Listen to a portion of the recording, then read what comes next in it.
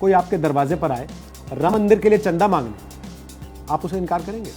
शायद नहीं। और जब आप चंदा दे चुके हो, उसके जाने के बाद आपको इस बात का पता लगे कि वो असल में आपको धोखा देकर चला गया है, वो पैसा राम मंदिर तक नहीं पहुंचेगा, तो क्या आप अपने को ठगा हुआ महसूस नहीं करेंगे?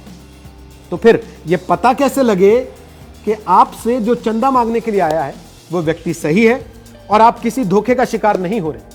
इसके लिए हम आज आपको कुछ चीजें बताएंगे। इसके लिए विश्व हिंदू परिषद के राष्ट्रीय प्रवक्ता विनोद बंसल कहते हैं कि रसीद बुक पर श्री राम जन्मभूमि तीर्थ क्षेत्र ट्रस्ट लिखा हुआ है।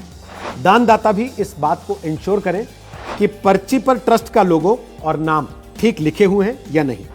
यह अभियान वीएचपी द्वारा श्री राम भूमि तीर्थ क्षेत्र के लिए किया जा रहा है और वही आधिकारिक संस्था है जो कि राम मंदिर को अयोध्या में बनाएगी।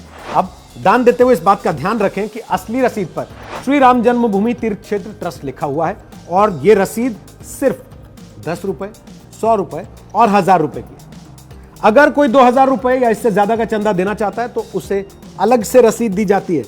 नकली रसीदों पर मिलते जुलते नाम हो सकते हैं और उनमें भाषा और मात्रा की गलती हो सकती है, लिहाजा दान देने से पहले आप इस रसीद को अच्छे से जांच लें, इसकी पड़ताल करें। विनोद बंसल यह भी बताते हैं कि जो पैसा उनके कार्यकर्ताओं के पास जमा होता है उसे 48 घंटे के भीतर ट्रस्ट के बैंक खाते में जमा कराया जाता है।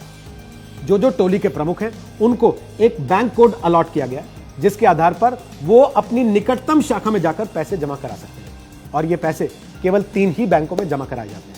एक स्टेट बैंक ऑफ इंडिया, दूसरा बैंक ऑफ बड़ौदा और तीसरा पंजाब नेशनल बैंक। पूरे देश में 10 लाख टोलियां बनाई गई हैं और कुल 40 लाख कार्यकर्ता इन टोलियों के अंदर शामिल हैं। बंसल के मुताबिक अगर आपको दान लेने के लिए आए आदमी पर जरा सा भी शक है तो आप सीधे श्री राम जन्मभूमि तीर्थ क्षेत्र ट्रस्ट से संपर्क कर सकते हैं और इसके लिए ट्रस्ट की वेबसाइट पर जो हेल्प डेस्क का नंबर दिया गया है वो हम आपको बता देते हैं। नंबर है 8009522111। एक बार फिर 800952211। इतना ही नहीं, अगर आप डिजिटल माध्यम से राम मंदिर के लिए चंदा देना चाहते हैं तो उसके लिए सिर्फ और सिर्फ एक तरीका है और वो है श्री राम जन्मभूमि तीर्थ क्षेत्र ट्रस्ट की ऑफिशियल वेबसाइट और इसका एड्रेस आपकी स्क्रीन पर है। इस वेबसाइट पर 2 तरीकों से डिजिटल पेमेंट का विकल्प दिया गया है। एक नंबर तरीका, आप क्यूआर कोड के जरिए पेमेंट कर सकते हैं जिसकी डिटेल आपको इस वक्त अपने स्क्रीन पर दिखाई दे रही है।